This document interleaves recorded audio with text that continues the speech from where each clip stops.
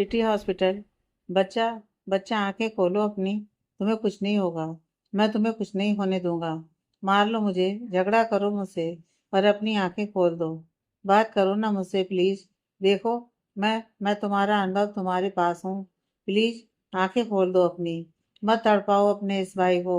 बच्चा आंखें खोलो ना। कोई इससे बोलो ना कि अपनी आंखें खोले, बात करे मुझसे। एहसास इस रूम में एडमिट थी। उसके बाद लोगों की भीड़ लगी हुई थी। आज हर कोई भाई बहन के पवित्र त्योहार इस राखी में एक भाई को अपनी बहन के लिए तड़पते देख रहा था। जो लोग उस भीड़ को हटाने भी आए थे, अनुभव की चीत्कार सुन उनके पांव भी जम चुके थे। अंदर अनुभव और एहसास के अलावा दो नर्स, एक वार्ड बॉय था। उन्हीं के साथ डॉक्टर स्नेहा और वर्षा भी थी। एहसास की इंटरनल ब्लीडिंग बंद ही नहीं हो रही थी। उसके खून में ड्रग्स की मात्रा ज्यादा होने से उसके कई ऑर्गन डैमेज हो चुके थे, जिसकी वजह से उसका एक बड़ा ऑपरेशन करना था। और उसके लिए एहसास का temperature, blood pressure, blood sugar और हार्ट बीट नॉर्मल होनी चाहिए थी। पर एहसास की हालत कहीं से भी नॉर्मल नहीं थी। धीरे धीरे उसकी पल्स डाउन होती जा रही थी। हार्ट बीट बहुत स्लो थी। एहसास को बचाने के लिए इस दुनिया की हर मुमकिन कोशिश हो चुकी थी। अब उसको सिर्फ कोई चमत्कार ही बचा सकता था, और उसी चमत्कार का सब इंतजार कर रहे थे। अनुभव ने एहसास का हाथ ऐसे पकड़ा हुआ था जैसे वो हाथ छूटते ही उसकी एंजल उससे दूर हो जाएगी। अनुभव बिलखते हुए, मम और डैड ने कहा था कि मैं तुम्हारा ख्याल रखूं, पर नहीं रख पाया मैं तुम्हारा ख्याल। मुझे माफ कर दो। मैं तुम्हारी इज्जत की रक्षा नहीं कर पाया। कैसे पापी भाई हूं मैं, जो अपनी बहन को हैवानों से बचा ना पाया। मैं सोचता रहा कि 4 महीने में मैं मेरी एंजल की याद में मर मर कर जीता रहा, पर इन 4 महीनों में तू किस हाल में जीती रही, यह सोचकर अब रूह कांप रही है मेरी। कितनी दर्द, कितनी तकलीफ सही मेरे बच्चे ने। क्यों, क्यों हुआ ये सब उसके साथ। कितना रोई चिल्लाई होगी, कितनी बार अनु अनु कहकर बुलाया होगा मुझे, पर मैं नहीं आ पाया तुम्हारी मदद के लिए। मैं नहीं देख पाऊंगा मेरी एंजल को ऐसे दर्द में छटपटाते हुए। तेरी हर चोट मेरे दिल का घाव बना रही है। प्लीज उठ जाओ ना। लड़ो झगड़ो और आंखें खोल दो अपनी। उठ जाओ। ये कहकर अनुभव बिलखने लगा। उसे ऐसे रोते देख, ऐसे तड़पते देख हर किसी की आंखों से आंसू बह निकले। हर कोई दिल से दुआ करने लगा कि एक भाई को उसकी बहन मिल जाए। वर्षा भी दूसरी साइड एहसास का हाथ पकड़कर बैठी थी। वो भी बिलखते हुए, इन 4 महीनों में घुट घुट कर जी रहे थे हम, बस इस उम्मीद में कि एक दिन तुम मिल जाओगी हमें। पर आज तुम्हारी ये हालत देखकर जीते जी मर गए हैं हम। मुझे पता है तुम हमारी सारी बातें सुन रही हो। प्लीज उठ जाओ ना। देखो अनु की क्या हालत हो गई है। वो नहीं देख पा रहा तुम्हें ऐसे। एक बार और हमारे लिए हिम्मत करो जीने की। तुम हमें छोड़कर जा नहीं सकती। प्लीज एहसास, वापस आ जाओ।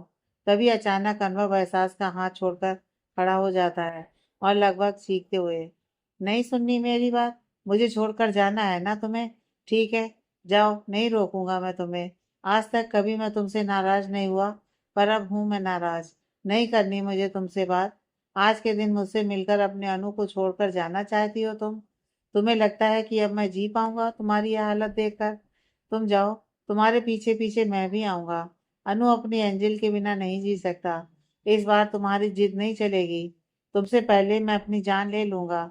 इस तरह घुट घुट कर जीने से मेरा मर जाना अच्छा है। मुझे लगता था कि मेरी एंजल अपने अनु से बहुत प्यार करती है, पर नहीं करती तुम अपने अनु से प्यार। नहीं करती प्यार, नहीं करती। ये कहकर अनु बाहर की तरफ जाने लगा। रुकिए डॉक्टर, वो देखिए। डॉक्टर स्नेहा अपनी उंगली से इशारा करते हुए हैरानी से कहती है। अनुभव पलट कर देखता है। वर्षा भी सर उठाकर देखती है। एहसास के हाथ की उंगलियां हिल रही थी।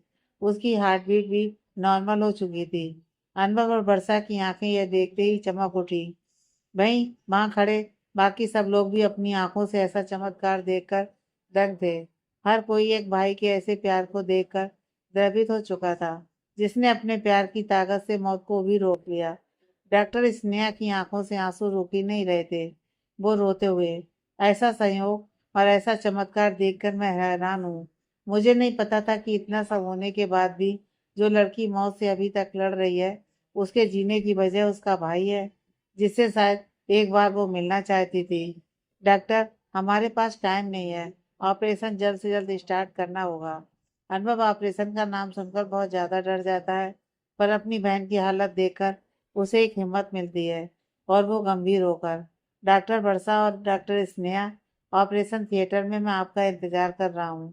हर कोई अनुभव की हिम्मत देखकर दंग था। थोड़ी देर बाद ऑपरेशन शुरू हो जाता है, जो पूरे 4 घंटों तक चलता है। 1 साल बाद। वर्षा, क्या कर रही हो तुम? यार, ये कोई टाइम होता है उठने का? थोड़ी पहले उठा करो, और प्लीज थोड़ा जल्दी करो। मेरी एंजल मेरा वेट कर रही होगी। वो नाराज हो जाएगी मुझसे।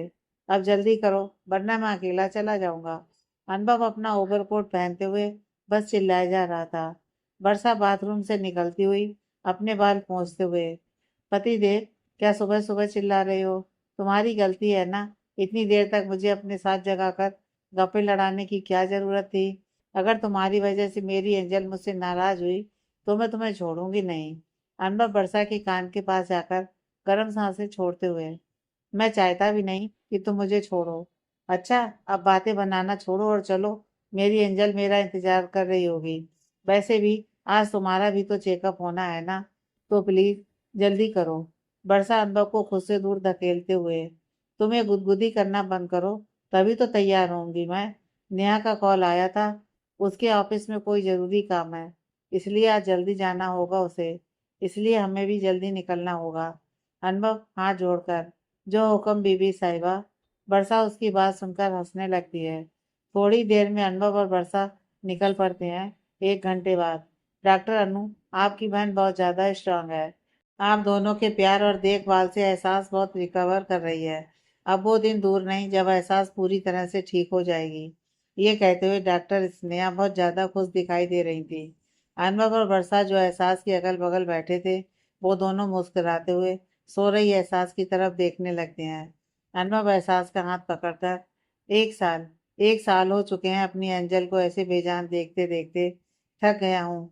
अब बहुत दिल करता है अपनी एंजल से बात करने का, उसकी चोटी बनाने का, उसको अपने हाथों से खाना खिलाने का, उसके साथ खेलने का, और उसके लिए उसका स्पेशल वाला प्रोग्राम करने का। इन 1 सालों में हमारी जिंदगी बहुत बदल गई, पर बदली नहीं तो सिर्फ मेरी एंजल आज भी वैसे ही सो रही है, जैसे 1 साल पहले सो रही थी। इतना कौन सोता है? अब तो जाग जाना चाहिए। ये कहते हुए अनुभव की आंखें नम हो चुकी थी। डॉक्टर स्नेहा, अनुभव के पास आकर, प्लीज डॉक्टर, आप उदास मत होइए। आपकी बहन तो सबके लिए एक मिसाल है। मैंने इतना सब होने के बाद इतनी हिम्मत से हर मुश्किल से लड़ते किसी को नहीं देखा है। पिछले 1 साल से एहसास कोमा में है, और हर दिन वो कोशिश करती है कि वो ठीक हो सके। 1 साल पहले एहसास का जो ऑपरेशन हुआ था, उसमें पेशेंट का बचना ही बहुत मुश्किल होता है। बहुत कम पेशेंट होते हैं जो बच पाते हैं, पर आपकी बहन बहुत हिम्मत वाली थी, जो उससे भी लड़ गई। डॉक्टर, बहुत जल्द आपका इंतजार खत्म हो जाएगा। एहसास बहुत जल्दी कोमा से बाहर आ जाएगी। तब तक आपको ये हिम्मत बनाए रखनी होगी। उनकी बात सुनकर अनुभव हाँ में सिर हिलाता है। अनुभव लंबी सांस लेकर, मुझे कब से इस एक पल का ही तो इंतजार है। अनुभव वर्षा की तरफ देखकर, वर्षा, तुम जाओ, जाकर चेकअप करा लो। आज रात को मेरी नाइट शिफ्ट है, तुम्हें एहसास के पास ही रुकना होगा। अनुभव की बात सुनकर वर्षा हाँ में सिर हिलाती है, और फिर उठकर डॉक्टर स्नेहा के साथ चली जाती है। अब रूम में सिर्फ एहसास थी, जो कि पिछले 1 साल से बस सो रही थी, और उसका हाथ पकड़कर बैठा अनुभव, जो कब से बस उसे ही निहार रहा था। अनुभव अपनी चुप्पी तोड़ते हुए, एहसास, इन 1 सालों में कितना कुछ बदल गया है ना। अब कुछ भी पहले जैसा नहीं रहा। हमारी जिंदगियां कितनी उलझ चुकी हैं, और ये कब सुलझेंगी ये भी नहीं पता। तुम्हें पता है ना, हम अब आश्रम में नहीं रहते। हमने एक फ्लैट लिया है, वहीं रहते हैं हम। आश्रम में रातों को मैं सो नहीं पाता था। वर्षा तो बहुत डर डर कर जीने लगी थी। तुम्हारे साथ हुआ हादसा वैसे ही हम भूल नहीं पा रहे थे। फिर प्रीति का अचानक सुसाइड कर लेना बहुत डरावना था। मैं वर्षा को अकेला नहीं छोड़ सकता था, इसलिए मुझे उसे अपने साथ ले जाना पड़ा। बिना रिश्ते के वर्षा का मेरे साथ रहना गलत था, इसलिए अतुल अंकल के समझाने पर मैंने शादी कर ली। वर्षा 3 महीने से प्रेग्नेंट भी है। घर देखना, मेरा ध्यान रखना और तुम्हारी देखभाल करना सब करती है वो। कभी शिकायत नहीं करती मुझसे, पर मैं जानता हूँ कि वो बहुत परेशान रहती है। तुम ठीक हो जाओ जल्दी से, फिर सब ठीक हो जाएगा। हॉस्पिटल में जितनी फैसिलिटीज है उतनी घर में नहीं मिल सकती, इसलिए मुझे तुम्हें यहाँ रखना पड़ा। डॉक्टर स्नेहा भी बहुत ध्यान रखती है तुम्हारा। यहाँ के बाकी स्टाफ भी तुम्हें बहुत पसंद करते हैं। मेरी एंजल सिर्फ मेरी नहीं, सबकी आंखों का तारा बन चुकी है। अब तुम्हारी सलामती की दुआ करते हैं। वर्षा को खुश रखने के लिए मैं हंसता हूँ, पर मेरा दिल हर पल रोता रहता है। तुम ठीक हो जाओगी ना? फिर तुम्हारी आंखों के सामने तुम्हारे गुनहगारों को सजा दूंगा मैं। उस दिन यह अनुभव राठौर दिल से हंसेगा और दिल से जिएगा। मेरी एंजल से उसके अनु का वादा है, वो उनको ऐसी मौत देगा जो उन्होंने कभी सपने में ना सोचा हो। ये कहते ही अनुभव की आंखों में आग उतर आती है। तभी रूम में डॉक्टर स्नेहा आती हैं और उनके साथ पूजा जी और एक इंस्पेक्टर। अनुभव उनको देखकर एकदम सीरियस होता है। डॉक्टर स्नेहा, अनुभव, यह है इंस्पेक्टर अजय सिंह। इनको आपसे कुछ बात करनी है, इसलिए मैंने यहाँ ले आई। ये कहकर वो चली जाती हैं। अनुभव इंस्पेक्टर से हाथ मिलाते हुए, सर क्या कोई सुराग मिला जिससे हम उन गुनाहगारों तक पहुंच सकें? इंस्पेक्टर, अनुभव जी, अभी तो हम सब पता कर रहे हैं। लास्ट टाइम एहसास जहाँ मिली थी, वहाँ के कुछ स्थानीय लोगों से हमने पता किया। उनसे हमें कुछ सुराग मिल चुके हैं और कुछ हम इकट्ठा कर लेंगे। बस मुझे आपसे कुछ बात करनी थी, वो भी अकेले में, इसलिए मैं यहाँ चला आया। पर अभी नहीं लगता कि मैं आपसे यहाँ बात कर सकता हूँ। आप मुझे माई चॉइस रेस्टोरेंट में शाम के 4 बजे मिलना। मैं आपसे वहीं बात करता हूँ। अब मुझे जाना होगा। अनुभव समझ नहीं पाता है कि इंस्पेक्टर की बात ना करने की वजह क्या है, पर वो उनकी बात मानकर उनसे मिलने का वादा कर देता है। थोड़ी देर में इंस्पेक्टर अजय चले जाते हैं। उनके जाते ही अनुभव पूजा जी की तरफ देखता है, जो कब से उसकी बात बड़े ध्यान से सुन रही थी। अनुभव पूजा जी के गले लगकर, मैम आप कैसी हैं? आश्रम में सब कैसा चल रहा है? पूजा जी जैसे नींद से जागकर, सब ठीक चल रहा है। वो आज अतुल से बात हुई थी मेरी। उसने कहा है कि इंस्पेक्टर ने तुम्हारा एड्रेस लिया था। उन्हें तुमसे कुछ बात करनी थी। वो ही सब सोचकर मैं यहाँ चली आई। क्या पुलिस को गुनाहगारों के बारे में पता चल गया है? उन्होंने तुमसे आने से पहले कुछ बात की थी क्या?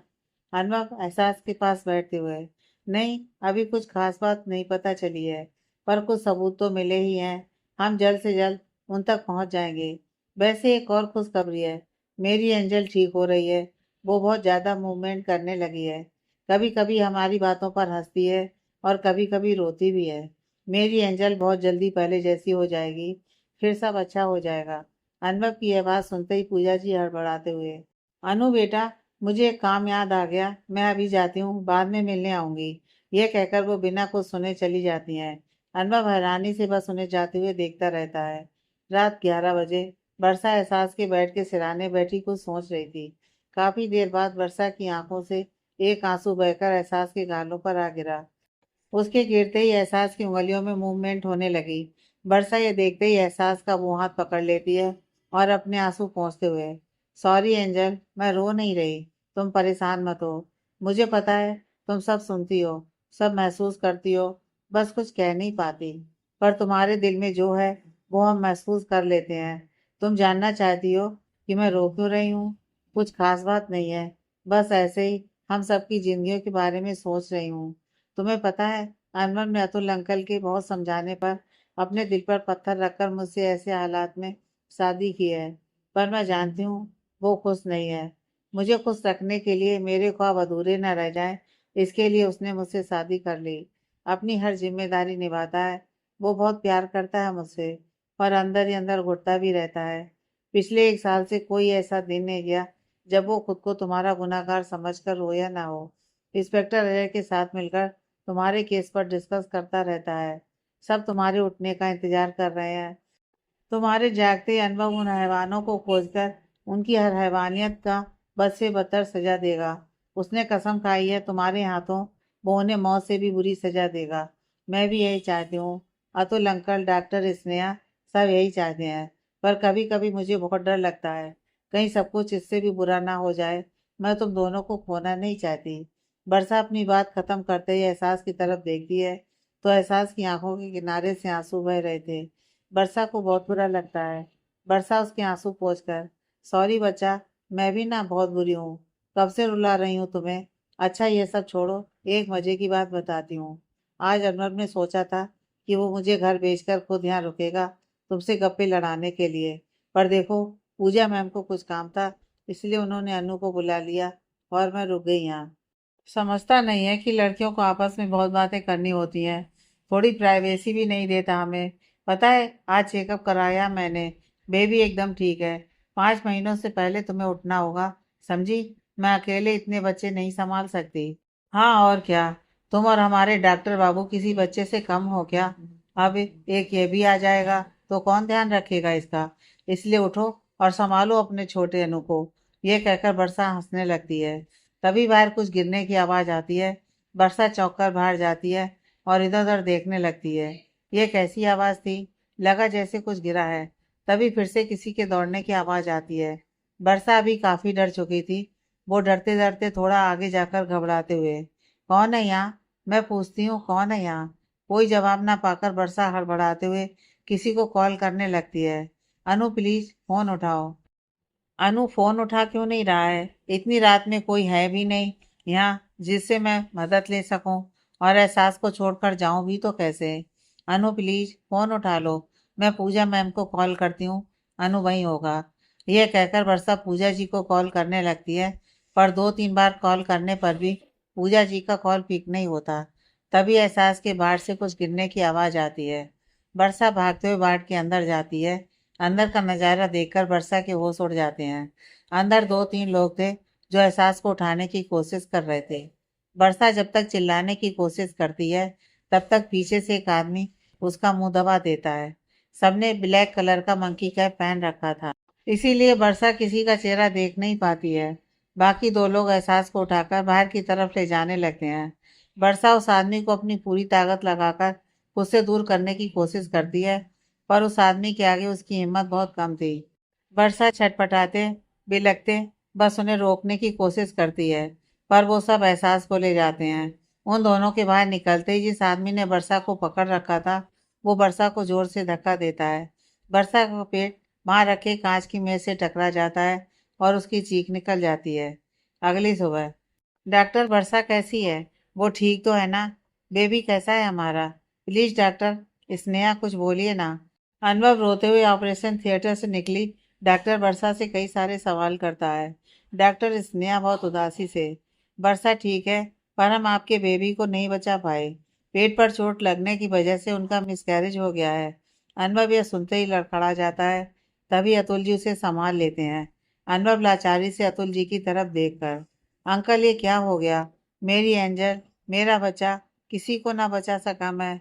ना उन सबूतों के पीछे मैं भागता, ना ये सब होता। यह सब मेरी गलती है, मैं हूँ इन सब का गुनहगार। क्या मुंह दिखाऊंगा मैं इन सबको? यह कहकर वो बिलखने लगा। उसे ऐसे देखकर अतुल जी भी रो पड़े। तभी अनुभव के फोन पर अननोन नंबर से एक कॉल आती है। अनुभव फोन उठाकर, कौन?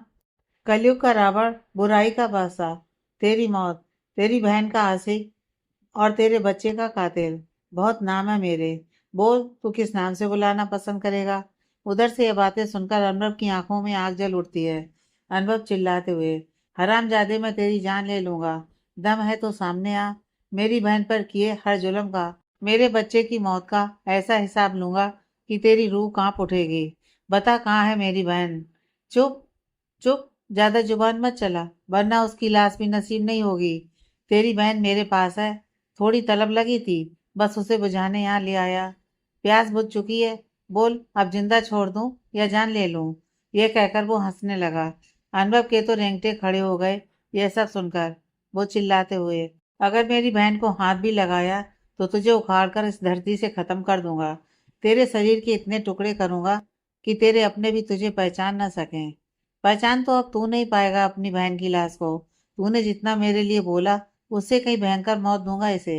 हाथ लगाने की बात करता है, ये पूछ कहाँ कहाँ हाथ नहीं लगाया?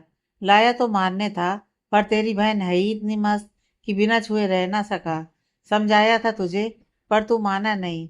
ले अब भुगत, बहन भी गई, बच्चा भी गया। हाँ हाँ, ये कहते ही फोन कट गया। अनुभव चिल्लाता रहा, पर उसका अब कोई फायदा नहीं था। अतुल जी अनुभव से फोन के बारे में पूछते रहे, पर अनुभव कुछ बोल ना सका। तभी अनुभव के फोन पर एक मैसेज आता है। वो मैसेज देखते ही अनुभव की आंखें बड़ी हो जाती हैं। अनुभव भागते हुए उस वार्ड में जाता है जहां वर्षा थी। अंदर वर्षा एकटक बस सामने की दीवार पर देख रही थी। अनुभव उसे इतना टूटा देखकर उसके गले लग जाता है और बिलखने लगता है। तभी वर्षा अनुभव को खुद से अलग कर, बच्चों की तरह रोना बंद करो, अनुभव और अतुल जी वर्षा की ये बात सुनकर हैरान हो जाते हैं। वर्षा अपने पेट को देखकर अपने आंसुओं को अपने अंदर ही रोक लो, मत निकलने दो इन्हें बाहर। और अगर तब भी ये ना रुकें तो आंखें खोलो और याद करो अपने एंजल के जिस्म का हर वो घाव जो 4 महीने तक उसे दिया गया था। देखो मेरी इस कोख को जो आज सूनी हो चुकी है। सोचो जिसकी हालत देखकर तुम ऐसे तड़प रहे हो, उसने उन 4 महीनों में कितना कुछ सहा था और आज फिर वो उनके कब्जे में है। किस हद तक उसके जिस्म उसकी रूह को तार तार किया है उन हैवानों ने। मेरी तकलीफ उन सब तकलीफों के आगे कुछ नहीं है। इतना सब सहने के बाद भी अगर एहसास आज जिंदा है तो उसका कोई ना कोई मकसद जरूर होगा। जाओ एहसास को बचा लो। जाओ और उन हैवानों को ऐसी मौत देना कि फिर कोई किसी एहसास के साथ ये हैवानियत ना कर पाए। ऐसी सजा देना कि एक एक की रूह तक कांप जाए।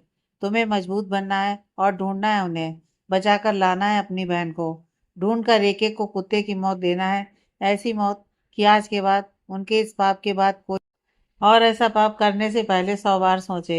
यह सब करने के लिए एहसास का जिंदा होना जरूरी है और उससे कहीं ज्यादा जरूरी है तुम्हारा मजबूत होना। रोकर अपने आंसू ऐसे बेकार मत जाने दो। इन्हें अपने अंदर समेटो और उनसे एक ऐसी आग बनाओ जो उन पापियों को एक बार में ही जलाकर राख कर दे। जाओ अनु, जाओ, मेरी परवाह मत करो, जाओ। वर्षा की बातों से अनुभव के आंसू सूख चुके थे। अनुभव उठकर वर्षा के माथे पर किस करके, अपना ध्यान रखना मेरी एंजल का भी। मैं वापस आऊं या ना आऊं, एहसास जरूर वापस आएगी। अनुभव उठकर अतुल जी के पास जाता है और उनके गले लगकर, मैं आपके अलावा किसी पर भरोसा नहीं कर सकता। बाकी सब भरोसेमंद धोखेबाज निकले। अंकल, अब एहसास और वर्षा आपकी जिम्मेदारी है। ध्यान रखिएगा इनका। मैं जा रहा हूँ इंस्पेक्टर अजय के साथ अपनी बहन को बचाने। अगर मैं लौट कर नहीं आया तो इन दोनों का साथ कभी मत छोड़ना। मैं आऊं या ना आऊं, एहसास जरूर वापस आएगी। अनुभव ने यह बातें अतुल जी के कान के करीब कही थी, इसलिए वर्षा उनकी कोई बात सुन ना सकी। अनुभव यह कहते ही निकल गया। फ्लैशबैक खत्म। वर्तमान। पल्लू बुआ एक लंबी सांस लेकर अनुभव के जाने के 5 घंटे बाद कुछ और कांस्टेबल जख्मी हालत में एहसास को लेकर आए थे। उसके साथ ही इंस्पेक्टर अजय की लाश आई थी। बस अनुभव नहीं आया। अनुभव ने कैसे अपनी बहन को ढूंढा, कैसे बचाया एहसास को, और कहाँ गया वो, खुद ये किसी को नहीं पता चला। उस दिन की तारीख थी 10 दिसंबर, और उस दिन क्या हुआ था ये आज भी एक राज बना हुआ है। इन्हीं सवालों का जवाब ढूंढने एहसास यहाँ आई है। उसे अब तक क्या पता है वो क्या कर रही है, यह भी किसी को नहीं पता। उस दिन के हादसे के बाद एहसास कोमा से बाहर आ गई और वो अपने पहले सदमे से भी बाहर निकल चुकी थी। वर्षा की हिम्मत से एहसास दोबारा जीने लगी और उसी के कुछ महीने बाद पता चला कि एहसास माँ बनने वाली है। एहसास वो बच्चा गिराने वाली थी पर उसने वो नहीं किया। एहसास जैसी लड़की किसी मिसाल की तरह है। उसके जैसी हिम्मत, उसके जैसी समझदारी मिलना बहुत मुश्किल है। अतुल जब मुझे इस बच्ची के बारे में बता रहा था तो मेरी रूह कांप रही थी। एहसास को देखने के लिए मैं यहाँ आई, ये कहकर पल्लू बुआ रोने लगी और कुछ देर बाद वो कमरे से चली गई। अधिकार तो जहाँ खड़ा था वहीं जैसे जम गया हो। बस उसकी आंखों से लगातार आंसू बह रहे थे। वो एकटक बस एहसास को देख रहा था और याद कर रहा था उन अल्फाजों को जो उसने कुछ देर पहले एहसास को कहे थे। कुछ ही पल बाद अधिकार एहसास के पैरों को पकड़कर अपना सर रखे छोटे बच्चे की तरह बिलख रहा था। शायद वो अपने आंसुओं से अपने अल्फाजों का कड़वापन धोना चाह रहा था। अधिकार एहसास के पैरों को पकड़कर बहुत देर तक बिलखता रहा। उसके आंसू की बूंदें एक एक कर एहसास के पैरों को भिगो रही थी। इन सब से अनजान एहसास बेफिक्र गहरी नींद में सो रही थी। अधिकार उठकर आईने के सामने जाता है और खुद को आईने में देखकर चिल्लाते हुए, घिन आ रही है मुझे खुद से, खुद की सोच से। मैं इतना घटिया कैसे हो सकता हूँ? अपने डैड के दिए संस्कार कैसे भूल गया?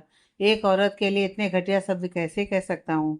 वो मेरे सामने ही चीखती चिल्लाती रही कि एक बार मैं उसकी बात सुन लूं, पर मैंने हर बार हर बार उसके साथ जाती की।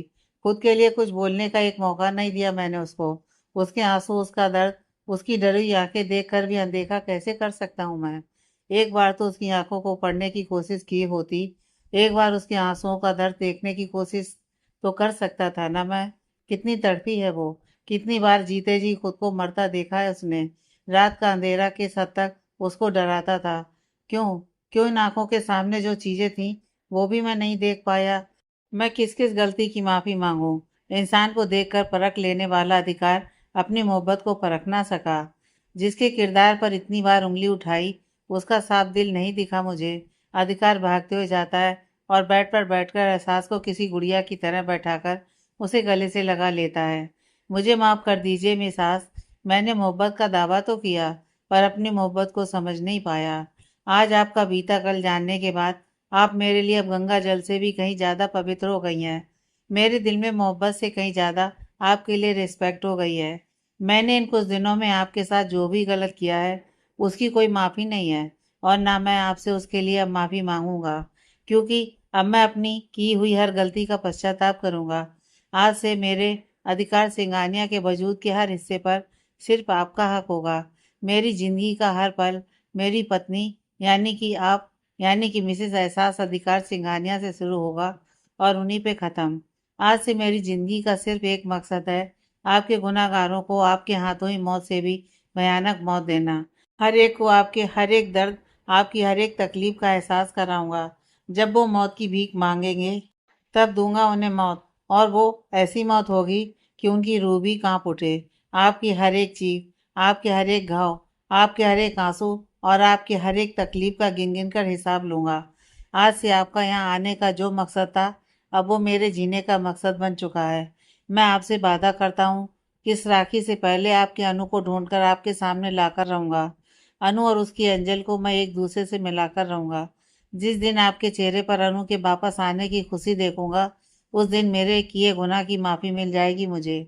उससे पहले आज इसी पल से मैं खुद से वादा करता हूँ कि अब आपकी ज़िंदगी के हर एक पल में मैं आपको सिर्फ खुशियाँ ही खुशियाँ दूंगा। आपके चेहरे की एक मुस्कुराहट के लिए मैं अपना सब कुछ आप पर लुटाने को तैयार हूँ। मेरी हर खुशी अब मेरी हाथ से जुड़ी होगी। आप और ये बच्चा दोनों अब मेरी पहली जिम्मेदारी होंगी। आपकी खुशियाँ मेरी खुशियाँ होंगी। आई लव यू मिस आस, I love you so much. ये कहकर अधिकार एहसास को अपनी बाहों में और कस लेता है। थोड़ी देर बाद अधिकार एहसास को आहिस्ता बेड पर लिटा देता है और झुककर एहसास की दोनों पलकों पर किस करके, पहली बार आपका मिस्टर हक आप पर हक जता रहा है। आज से इन पलकों पर मेरी वजह से कभी मैं आंसू नहीं आने दूंगा। मेरी सारी खुशियाँ आपके नाम कर, आपके सारे गम मैं अपने हिस्से करता हूँ।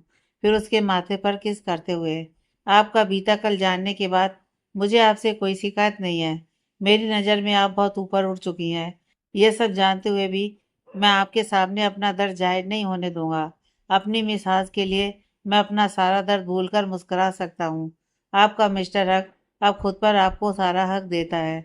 अधिकार उठकर जमीन पर घुटने के बल बैठकर एहसास के पेट पर हाथ रखकर रोते हुए, baby I am so sorry, मैंने आपकी मम्मा के साथ बहुत गलत किया। आपको बहुत बुरा लगा होगा, आप मुझसे नाराज होंगे। हो सके तो अपने डैड को माफ़ कर दीजिएगा। मैं आपसे और आपकी मम्मा से बहुत प्यार करता हूँ। आप दोनों मेरी ज़िंदगी हो। अब मुझे सिर्फ आप नहीं, आपकी मम्मा भी चाहिए। मैं आपको आपकी मम्मा से दूर नहीं करूँगा। आज से हम दोनों फ्रेंड होंगे। हम दोनों मिलकर आपकी मम्मा को खुश रखेंगे। यह कहकर अधिकार एहसास के पेट पर किस कर लेता है और वहीं बैठे बैठे एहसास का हाथ पकड़कर उसे देखता रहता है। इसी तरह यह रात गुजर जाती है। मेरा सर कितना दर्द हो रहा है। अपना सर पकड़कर एहसास अलसाई सी नींद से उठती है। एहसास की आंखें जैसे जैसे खुलती हैं उसकी नज़र उसके कपड़े पर जाती है।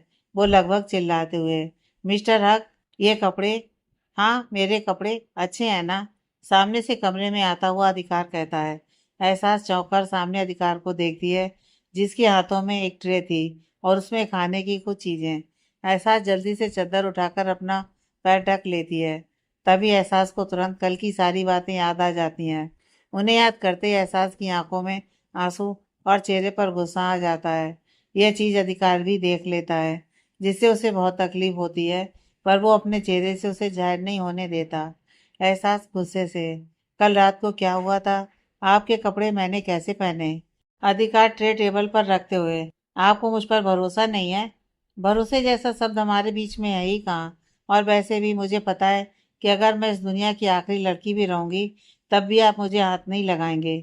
मैं आपके स्टैंडर्ड की हूँ ही कहाँ। एहसास ने अधिकार की तरफ देखे बिना ही अपनी बात कह दी।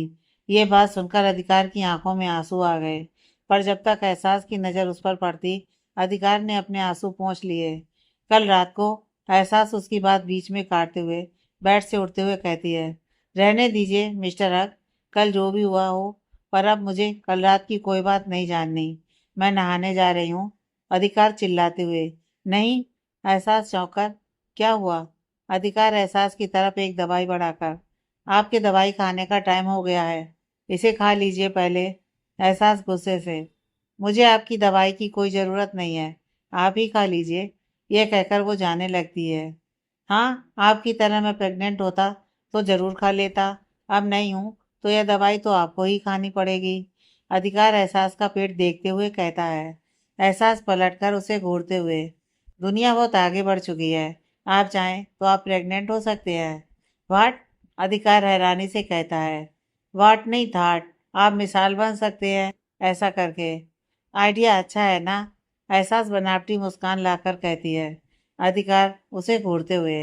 अपने मन में, मतलब मेरी वाइफ जी एहसास राठौर के रूप में आ चुकी हैं, अब मुझे भी उनका मिस्टर हक बनना ही होगा। चल बेटा अधिकार, शुरू हो जा। अधिकार एहसास को उंगली दिखाकर।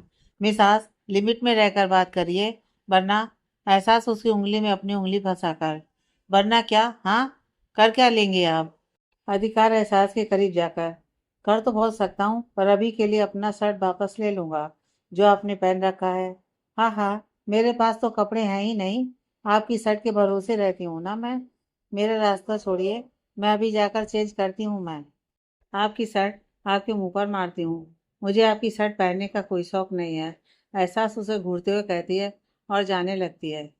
मुझे अभी की अभी अपनी शर्ट वापस चाहिए। अधिकार उसका हाथ पकड़कर उसे रोकते हुए कहता है। एहसास चौंक कर। वाट? वाट नहीं थॉट में सास।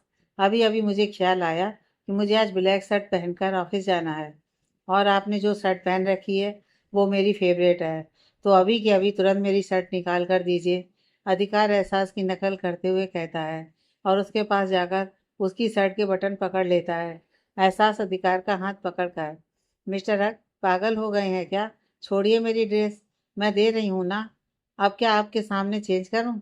इसके अलावा आपके पास ब्लैक शर्ट के अकाल पड़े हुए हैं क्या? छोड़िए मुझे। अधिकार बनावटी गुस्से से। नहीं, मुझे अभी के अभी चाहिए मेरी शर्ट। मुझे तुरंत ऑफिस जाना है, अब लेने दीजिए मुझे।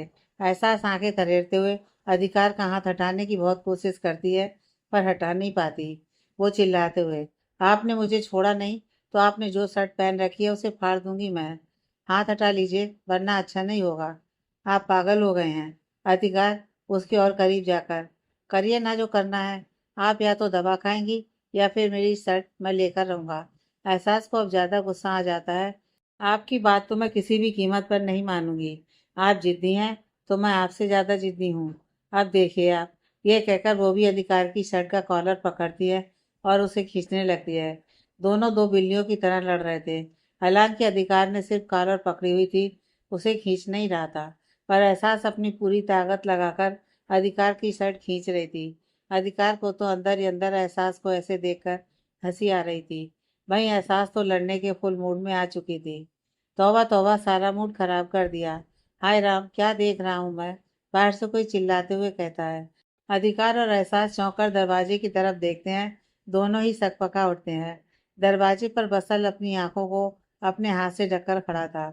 अधिकार सीधा हो जाता है और एहसास उसके पीछे छिप जाती है, क्योंकि उसने सिर्फ शर्ट पहन रखी थी। बसल आंख बंद किए ही। सुबह सुबह लोग पूजा करते हैं, मंदिर जाते हैं, और यहाँ देखो, यहाँ मेरे बॉस लड़की से मारपीट कर रहे हैं। अधिकार चिल्लाते हुए। Are you crazy? अकल बकल है या नहीं? मेरे कमरे में बिना नॉक किए क्यों आ गए? तुम्हें पता है ना मुझे ये सब नहीं पसंद। बसल अपनी आंखें खोलकर हाथ जोड़ते हुए। क्योंकि महाराज, मुझे नहीं पता था कि अधिकार दी किंग अपने सैन कक्ष में महारानी एहसास के साथ दरवाजा खोलकर रोमांटिक युद्ध कर रहे हैं। मैं तो अबला सैनिक घोड़े की तरह दौड़ता हुआ अनजाने में यहाँ पहुंच गया। राजा साहब, इस गुनाह की माफी दीजिए, पर छोटा मुंह बड़ी बात कहता हूँ। यह सब हरकतें अधिकार सिंघानिया को शोभा नहीं देती। मिस्टर अधिकार सिंघानिया द ग्रेट बिजनेसमैन अपने कमरे में अपनी पत्नी के साथ लड़ते हुए पाए गए। हा हा हा। जहाँ एहसास बसल की बात सुन हंसने लगती है, वहीं अधिकार का चेहरा गुस्से से लाल हो जाता है। अधिकार पलटकर एहसास को देखकर। चुपचाप फ्रेश होकर नाश्ता करके दवा खा लेना, और जब बेटर फील हो तो ऑफिस आ जाना, और जितना अभी बोला है वो सब करना। मैं इस बसल के बच्चे को समझा कर आता हूँ। एहसास तो अधिकार का गुस्सा देखकर जल्दी से हाँ में सिर हिला देती है और जल्दी से बाथरूम में भाग जाती है। अधिकार फिर पलटकर अपनी एक आईब्रो ऊपर करके, तू रुक, तुझे महाराज का असली रूप दिखाता हूँ। बॉस के साथ मजाक बहुत भारी पड़ेगा। ये कहकर वो बसल की तरफ बढ़ जाता है। बसल उसे अपने पास आते देख जल्दी से नीचे की तरफ भागता है, पर अधिकार उससे ज्यादा फुर्ती से दौड़कर उसके पास पहुंच जाता है। बसल हड़बड़ाते हुए, सॉरी बॉस, बॉस गलती से मेरे मुंह से निकल गई, जुबान फिसल गई, बहुत सॉरी, मुझे तो अतुल अंकल ने आपके पास भेजा था, सॉरी प्लीज। अधिकार उसकी बात सुनते ही उसकी तरफ बढ़ता है। बसल डरकर 2 कदम पीछे हो जाता है और अपनी आंख बंद कर लेता है। तभी उसे एहसास होता है कि अधिकार उसके गले लगकर सिसक रहा है। बसल हैरानी से अपनी आंखें खोलकर, अधी, अधी क्या हुआ तुझे? अधी तू रो रहा है? मुझे देख और बता क्या हुआ है। अधिकार बस सिसकता रहता है, कुछ कह नहीं पाता। वहीं बसल अधिकार के इस बिहेव से बहुत ज्यादा हैरान था, क्योंकि एक दूसरे के बहुत अच्छे दोस्त होने के बाद भी अधिकार उसके साथ ज्यादा फ्रेंडली और इमोशनली बिहेव नहीं करता था। अधिकार का ऐसे उसके गले लगकर रोना काफी हैरानी भरा था। Study room. मिस हास की ये जिंदगी का कड़वा सच जानने के बाद मैं उससे नजर ही नहीं मिला पा रहा। कागज की फाइलों को परखते परखते इंसान को परखना भूल गया था मैं। उनके आंसू, उनका दर्द और उनकी आंखों की सच्चाई देखकर भी अनदेखा कर गया मैं। मिस हास इतने सालों से घुट घुट कर जी रही हैं, उनके दर्द को मैंने और बढ़ा दिया। मैं तो उनसे माफी मांगने के भी काबिल नहीं हूँ। उनकी माफी डिजर्व ही नहीं करता मैं। अधिकार के कई एक एक शब्द से उसके दिल का पछतावा और उसकी तकलीफ झलक रही थी। वहीं एहसास के बीते कल के बारे में जानकर बसल की आंखों से आंसू तो निकल रहे थे, पर जुबान से शब्द नहीं। बसल काफी देर बाद अपनी चुप्पी तोड़ते हुए, ऊपर वाला किसी की जिंदगी में एक साथ इतने तूफान कैसे ला सकता है, और वो भी एहसास जैसी मासूम की जिंदगी में। अनु और उसकी एंजल का इतना प्यारा रिश्ता कुदरत के कहर से ऐसे कैसे टूट सकता है? किसी की जिंदगी इतनी दर्दनाक हो सकती है, ये तो मैं सोच भी नहीं सकता था। एहसास की आंखों की सच्चाई और उसकी मासूमियत मुझे हमेशा पसंद थी, पर उसके मुस्कुराते चेहरे के पीछे इतना दर्द होगा, यह नहीं पता था मुझे। यह सब जानने के बाद आज एहसास के लिए जो इज्जत मेरी नज़र में थी, अब वो और कई गुना बढ़ गई है। एहसास मेरी बहन जैसी है, और मैं तुझसे वादा करता हूँ कि मैं तेरा हर कदम पर साथ दूंगा। उन हैवानों को उनके किए की सजा तो मिलकर रहेगी। अधिकार गुस्से से चिल्लाते हुए, सजा नहीं, मौत से बदतर सजा मिलेगी उन्हें। ऐसी मौत की मौत भी कांप जाएगी। मिसाज की आंखों से गिरे हर एक आंसू का गिन गिन कर हिसाब लूंगा। बस मुझे इसमें तुम्हारी मदद चाहिए। यह सुनकर बसल अधिकार के गले लग जाता है। एंजल का अनु उससे दूर है अभी, पर यह बसल पूरी कोशिश करेगा कि एक भाई के फर्ज निभाने की। एहसास का यह भाई अब उसके लिए कुछ भी करेगा। मैं दूंगा तुम्हारा साथ। हम मिलकर ढूंढेंगे उन हैवानों को और देंगे उनके किए की हर गुनाह की सजा। अधिकार मुस्कुराते हुए, मुझे पता था इस काम में तू ही मेरी मदद कर सकता है। Thank you Basu. मैं किसी पर एहसान नहीं कर रहा हूँ। मैं तो बस एक भाई, एक दोस्त और एक इंसान होने का फर्ज निभा रहा हूँ। वैसे हम उन्हें ढूंढेंगे कैसे? जितना तूने बताया है इस हिसाब से इसकी गुत्थी की आखिरी कड़ी अनु था। इंस्पेक्टर अजय भी मर चुका है, फिर कैसे सुलझेगा यह सब? अधिकार को सोचते हुए, जहाँ से सब शुरू हुआ, यह तलाश भी वहीं से शुरू होगी। इन गुनाहों की जड़ वो आश्रम था, तो सब शुरू भी वहीं से होगा। लेकिन उससे पहले हमें एक काम और करना होगा। बसल हैरानी से, क्या काम? अधिकार थोड़ा गंभीर होकर, वो बता नहीं सकता अभी। तुम ऑफिस जाओ, मैं वो काम करके आता हूँ। बसल अधिकार की बात मान लेता है और बाहर की तरफ जाने लगता है। बसल रुको, अधिकार पीछे से कहता है। बसल हैरानी से पलटते हुए, हाँ बोलो, क्या हुआ? अपने चेहरे से मिसाज के सामने कभी कुछ जाहिर मत होने देना। ये सच अपने दिल में यहीं दफन कर दो, जैसे मैंने कर दिया। मैं नहीं चाहता कि वो हमारे सामने अनकंफर्टेबल हो, या फिर उनकी पुरानी यादें फिर से ताज़ा हो जाएं। मुझे पता है कि उनके साथ जो भी हुआ वो भूलने जैसा नहीं है, पर अभी कम से कम वो दूसरों को दिखाने के लिए ही सही, पर मुस्कुराती तो है। मैं उनकी वो मुस्कुराहट भी छीनना नहीं चाहता। अधिकार की आंखों में उसका दर्द साफ झलक रहा था। बसल काफी शांति से, ठीक है, लेकिन बूजी। अधिकार उसके पास आकर, बूजी से सुबह ही मेरी बात हो चुकी है, तुम उनकी टेंशन मत लो। थोड़ी देर बाद दोनों ही स्टडी रूम से बाहर आ जाते हैं। डाइनिंग टेबल पर सब बैठकर नाश्ता कर रहे थे। एहसास अपनी सोच में डूबी बस नाश्ते की तरफ देखे जा रही थी। अभी तक एक निवाला उसने मुंह में नहीं डाला था। रह रहकर कल रात की बातें उसके दिमाग में आकर उसे परेशान कर रही थी। अधिकार बस उसे एकटक देखे जा रहा था। एहसास का उदास चेहरा उसे बहुत तकलीफ दे रहा था। भाई उन दोनों को बसल और पल्लू बुआ बहुत ध्यान से देख रही थी। पल्लू बुआ धीरे से अपने बगल में बैठे बसल से, अरे बसल, तू कुछ बोलना जिससे वो दोनों खुश हो जाएं। मुझे मेरे दोनों बच्चे उदास अच्छे नहीं लग रहे। बसल भी उदासी से, बुआ अच्छा तो मुझे भी नहीं लग रहा, पर क्या बोलूं मैं, अभी मेरे दिमाग की बत्ती जली नहीं रही। पल्लू बुआ उसे कोनी मारते हुए, हाँ बस खाना ठूस, दिमाग क्यों चलाएगा, वैसे तो बेवजह कॉमेडी करता रहता है। अब जब मैं कह रही हूँ तो इसका चैनल ही नहीं चल रहा। रहने दे, मैं ही कुछ करती हूँ। बसल उनकी बात सुनकर मुंह बना लेता है। तभी, डैड मुझे आपसे कुछ बात करनी है। भाई आपसे भी। बीच में ही आस्था के इस बात से सब हैरान उसे देखने लगते हैं। अतुल जी चाय का सिप लेकर, हाँ बोलो बेटा क्या बात है, आस्था हिचकिचाते हुए, वो मुझे परमिशन चाहिए आपकी, बहुत ज़रूरी बात है, प्लीज़ आप दोनों हाँ ही बोलना। वो ना मुझे वो अगर एक बार और तुमने मुझे और वो बोला तो मैं बात सुनने से पहले ही ना बोल दूंगा। जो भी कहना है साफ साफ बोलो। अधिकार हल्के गुस्से से कहता है। आस्था और ज्यादा हड़बड़ाकर, नहीं भाई मैं बोल रही हूँ, प्लीज आप शांत रहो। वो आपको तो पता है ना कि मेरा एमबीबीएस का लास्ट ईयर है, तो रिसर्च के लिए हमें बाहर जाना होगा। अधिकार कुछ बोलने वाला था कि तभी एहसास, तुम डॉक्टर बनना चाहती हो। सब एहसास के चेहरे के भाव देखकर समझ जाते हैं कि उसे अनु की याद आ गई। सब काफी उदास हो जाते हैं। आस्था, हाँ भाभी, मुझे डॉक्टर बनना है, इसलिए तो ये पढ़ाई कर रही हूँ। मुझे ये डॉक्टर वर्ड से ही बहुत प्यार है। दुनिया का सबसे अच्छा प्रोफेशन है ये। हाँ मुझे भी इस वर्ड से बहुत प्यार है। एहसास की इस बात से उसके चेहरे पर आई चमक सभी ने देख ली, सिवाय आस्था के। हमारी रिसर्च के लिए हमारी एक कैंप लगने वाली है, जिसके लिए हमें एक गांव में जाना है, वो भी 10 दिनों के लिए। वहां जाकर हम गांव वालों का फ्री में ट्रीटमेंट करेंगे। उन लोगों का बहुत भला होगा। मुझे जाना है, प्लीज जाने दीजिए।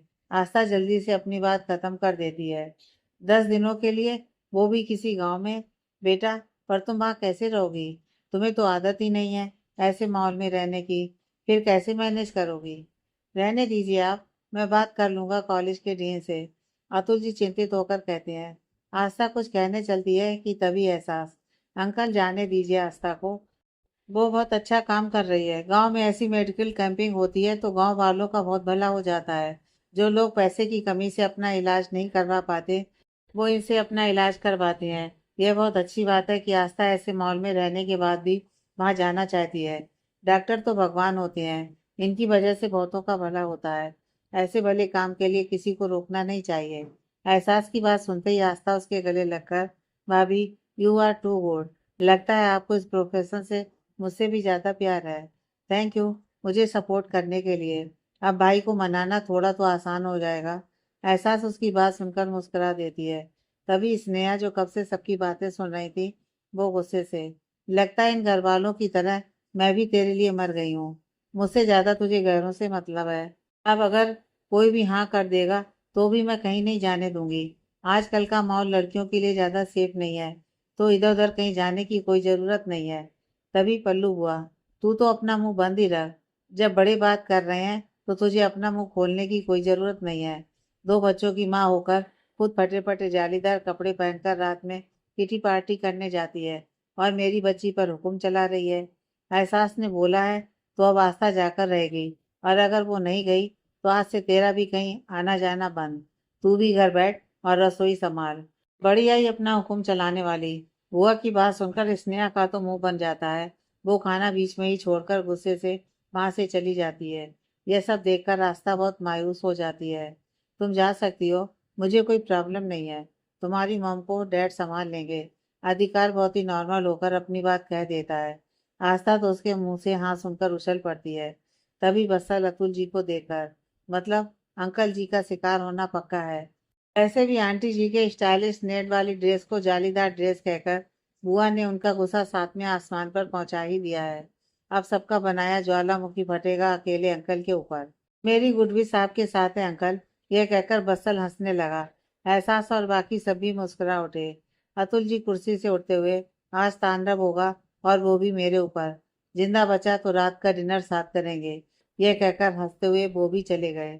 वहीं अधिकार भी टिश्यू से मुंह साफ करते हुए, बसल मिसाज को लेकर ऑफिस पहुंचो, मैं थोड़ी देर में आता हूँ, ये कहकर वो बिना कुछ सुने चला गया।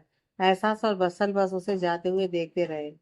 Hello sir, I am Rahul. एक लंबा चौड़ा आदमी जिसने ब्लैक शर्ट और ब्लैक पैंट पहन रखी थी, उसके जूते भी काली थे। उसने जो गॉगल लगा रखी थी वो भी काली ही थी। वो आदमी दोपहर की कड़ी धूप में एक ब्लैक मर्सिडीज कार के बगल खड़े होकर कहता है। कार में बैठा आदमी विंडो नीचे करके उसे एक फोटो देकर, आई एम बॉस, ये वर्ड उनका कोड था। वही आदमी, यह लड़की मुझे जिंदा सही सलामत 24 घंटे के अंदर मेरे सामने चाहिए। अगर ये नहीं मिली तो उसकी जगह एक लाश मिलेगी, वो भी तुम्हारी। एक गलती तुम्हें बहुत मुसीबत में डाल सकती है। तुम्हारा पेमेंट तुम्हारे अकाउंट में जा चुका है, बाकी का बोनस काम होने के बाद पहुंच जाएगा। ओके सर, आपका काम हो जाएगा। और ये लीजिए आपकी फाइल, आपका पहला काम कंप्लीट हो गया है। विनायक चौक सी ब्लॉक 24/C में यह आपको आज से 2 दिन बाद मिल जाएगा। अगर उस आदमी को उस दिन नहीं मिले आप, तो उसका मिलना फिर मुश्किल हो जाएगा। आपके पास ये एक मौका ही होगा। वो आदमी एक फाइल देकर अपनी बात कंप्लीट कर देता है। ये मेरी प्रॉब्लम है, मैं मैनेज कर लूँगा। तुम बस इस लड़की को मेरे सामने लेकर आओ। 24 घंटे से 1 सेकंड भी लेट हुआ तो तुम्हें बहुत प्रॉब्लम हो जाएगी। फिर एक नोटों की गड्डी उसकी तरफ उछालते हुए, I like the way you were, keep going, ये कहकर वो कार तेजी से दौड़ा देता है। ऑफिस, हाँ मुझे पता है ये काम मुश्किल है, पर यह करना बहुत ज़रूरी है। एक दांव पूरा खेल बदल सकता है। मैं तैयार हूँ, मुझे कोई प्रॉब्लम नहीं है। बसल किसी से फ़ोन पर बात करते हुए कहता है। उधर से कोई आवाज़ सुनकर, पर यार कैसे करूँगा मैं ये, मुझसे यह नाटक नहीं होगा। मेरी पोल उसके सामने खुल गई तो वो जान निकाल देगा मेरी। तेरे पास कोई और प्लान है तो बता, मैं तैयार हूँ। पर प्लीज़, मैं इतना बड़ा नाटक नहीं कर पाऊंगा। अगर एहसास को कुछ पता चला तो वो तूफान ले आएगी। किस बात पर तूफान ले आऊंगी मैं? पीछे से केबिन में आती है एहसास बोलती है। एहसास की आवाज़ सुनते ही बस्सल सकपका उठता है और फोन उसके हाथ से छूटकर नीचे गिर जाता है। बस्सल पलटकर हड़बड़ाते हुए, वो मैं एहसास हैरानी से, साफ साफ बोलिए, यह मैं क्या लगा रखा है? किस बात को सुनकर मैं तूफान ले आऊंगी? बसल को सोचकर, खन्ना कंस्ट्रक्शन के मालिक रियान खन्ना तुमसे मिलना चाहते हैं। एहसास और ज्यादा हैरानी से, रियान खन्ना, ये भूत कौन है? इसे मुझसे क्यों मिलना है? मैं किसी रियान सियान से नहीं मिलने वाली। ऐसे कंजरों के लिए मेरे पास फालतू टाइम नहीं है। भूत, रियान सियान, कंजर, लोग इतने नाम अपने महबूब को ना दें जितने आपने हमें दे दिए। कहीं हमारे नाम से ही मोहब्बत तो ना हो गई? ये आवाज सुनकर एहसास और बसल एक साथ पलट कर देखते हैं। दोनों की आंखें सामने खड़े शख्स को देखकर बड़ी हो जाती हैं। एहसास और बसल चौंक कर पीछे केबिन के डोर की तरफ देखते हैं। मिस्टर रियान, बसल के मुंह से निकला। हाँ, रियान खन्ना, खन्ना इंडस्ट्रीज का इकलौता मालिक, जिसे अभी अभी कई प्यारे प्यारे नामों से बुलाया गया है, जिसमें से मुझे कंजर का मतलब समझ नहीं आया। रियान थोड़ा टेढ़ा होकर दरवाजे पर अपना एक हाथ टिकाकर बोलता है। एहसास तो उसकी बात सुनकर इधर उधर देखने लगती है। खैर उसे याद आ जाता है कि ये वही लड़का है जिसके साथ उसने रिसेप्शन में डांस किया था। तभी बसल भागकर रियान को गले लगाकर, रियान मेरे यार कैसा है तू? सॉरी यार, पार्टी में तुझसे अच्छे से मिल नहीं पाया था और कभी फ़ोन पर बात भी नहीं हो पाती। बहुत बिजी रहता हूँ ना, बस इसलिए। वैसे बता कैसा है तू?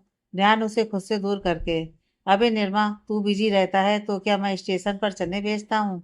माचिस की डिबिया जैसे ऑफिस में काम करता है और एटीट्यूड ऐसा जैसे पीएम के बाद यही है इस दुनिया में। उस कालिया का तो समझ आता है, पर तू तो हाल चाल ले ही सकता है ना मेरा। पर तुझे ढोलू बोलू बनने से फुर्सत कहाँ है, साला चमचा कहीं का। बसल सर झुकाकर शर्माते हुए, नहीं यार ऐसी बात नहीं है।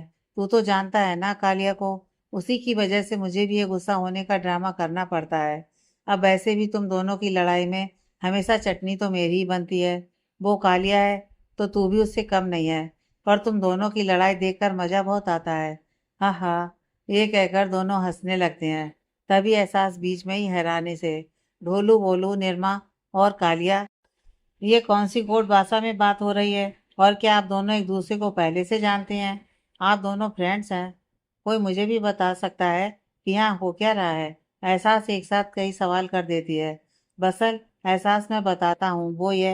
रियान इतने में ही बसल के मुंह पर हाथ रखकर गाते हुए, जी हाँ, हम दोनों फ्रेंड्स हैं। हम ही नहीं, आपके पतिदेव कालिया जी, सॉरी मेरा मतलब अधिकार सिंघानिया भी मेरे फ्रेंड हैं। हम सब एक साथ ही एक ही स्कूल में और फिर एक ही कॉलेज में पढ़ते थे। ये तो रहा आपके सवाल का पहला जवाब। दूसरा, एक बार कॉलेज में हमारे बसल मियाँ का एक लड़की पर दिल आ गया था। ये भाई साहब उस लड़की को वैलेंटाइन डे के दिन प्रपोज करने गए। बाकायदा घुटने के बल बैठकर, हाथों में गुलाब सुलाब लेकर इन्होंने अपने दिल की बात कही थी। फिर? एहसास हैरानी से, फिर क्या हुआ? बसल उन दोनों के बीच में आकर, कुछ नहीं हुआ, ये पागल है, तुम इसकी बात पर ध्यान मत दो। एहसास अपने केबिन में जाओ, प्लीज, मुझे रियान से कुछ बात करनी है। बसल रियान को घूरते हुए बोलता है, अब हटो ना बसल, बताने दे। आज तक ये बातें किसी को नहीं बताई मैंने। अब एहसास जी इतने प्यार से पूछ रही हैं तो बताने देना। रियान बसल को साइड करके एहसास के आगे आकर कहता है। बसल बच्चों की तरह मुंह बनाकर, अबे, इज्जत का फालूदा मत बना यार, रहने दे, अम्मा कसम, अब से तेरी सारी बात मानूंगा, प्लीज रहने देना यार। बसल की आवाज़ सुनकर एहसास समझ गई कि कोई बात तो है जो बसल रियान को बोलने नहीं दे रहा। एहसास अब और ज़्यादा जिद करते हुए, अरे आप बोलो ना, फिर क्या हुआ? बसल, आप साइड हटिए। एहसास बसल को साइड करके रियान के पास आ जाती है। वही रियान बसल का मुंह देखकर यह उसके जवाब का इंतजार कर रहा था, पर वो कुछ बोल नहीं रही थी।